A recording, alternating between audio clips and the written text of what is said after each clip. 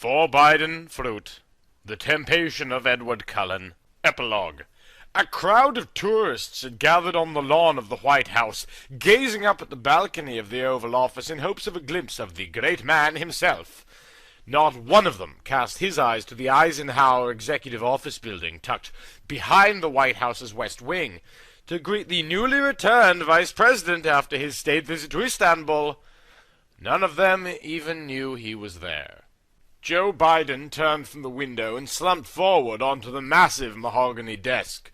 With one hand he traced the signatures on the inside of the drawer, barely aware of what he was doing. Taft, Wilson, Coolidge, Eisenhower, all the great men to have used this desk. And now he used it to sign documents that no one would look at and letters that no one would read. He had thought that the trip to Istanbul would mean something. Long-term benefits to relations with Islamic nations, perhaps, or a great or global sense of community. Something the media might take some notice of. Moreover, he had thought that Barack would at least make the effort to welcome him back.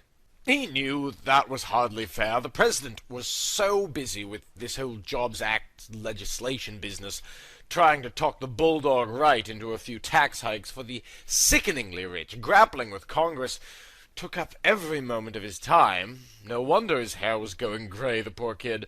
But it was always Barack that the media wanted. He was the young, good-looking hotshot with the new ideas, and even now, when some of that charismatic shine had been worn off by familiarity, it was still Barack who drew the crowds. Why should anyone notice if the two-time failed presidential nominee vice president got back from some country whose name most people couldn't remember? Biden had always said it wasn't about the limelight, it was about serving the American people and being there for Barack's support. But what good was supporting Barack if Barack didn't actually need him? He was magical. His face had become an international symbol of progress. Apart from Michelle, he didn't seem to need anybody anymore. But Biden could remember when he was the skinny long shot with the weird name, before the stardom, all the posters and buttons and yes we can, back when they used to eat lunch at the same deli every Wednesday and talk about the things they could do for this country. Back when Barack looked to him for advice. Biden remembered those days as a father remembers a son, and now he might as well have turned around and hopped back on the plane to Istanbul for all the notice the president had taken. There was a sharp knock on the door, and Biden looked up. His secretary. "Yes, Margaret?" he asked, trying to feign good cheer. The door opened, and Margaret staggered inside under the weight of an enormous basket. It was wrapped around with a red bow, and brimming from its mouth were fresh fruits of every kind. Mangoes, apples, kiwi fruit, limes, pineapples, as well as a bottle of Biden's favorite red wine and a box of Belgian chocolate truffles. Gasping, Margaret dumped it on the massive mahogany desk. "Package for you, sir, from the Oval Office." From the president. Biden blinked at the basket, half sure it would disappear like smoke before his eyes. The apples looked hand-picked. "I think there's a code, Mr. Biden," said Margaret, with a ghost of a smile. She handed him an envelope that had been nestled behind the wine bottle.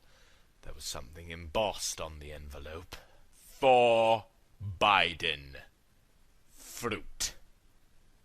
Biden tore it open with numb fingers, forgetting completely about the ivory letter opener left to his office by Teddy Roosevelt. A card fell out. It had a snowman on the front. "Dear Joe, I wanted to welcome you back from your journey myself, but sadly the Queen wouldn't let me move our appointment. The old cow. Anyway, I hope this redeems me a little. I know mangoes are your favorite. We're all glad to have you back, me especially. Without your guidance, this whole Jobs Act issue seemed like a nightmare I could never conquer. Michelle, Malia, and Sasha all send their love, and the girls asked me to remind you that you had better have brought them back presents. Welcome home, old friend, Barack. P.S. What would you say to lunch next Wednesday? Nothing fancy. I was thinking sandwiches." "I take it all back," thought Biden, biting into an apple. The vice presidency was an honor. John Garner might have thought this job wasn't worth a pitcher of warm piss, but then Roosevelt Sr. had had terrible taste in fruit. Forbiden fruit. The Temptation of Edward Cullen.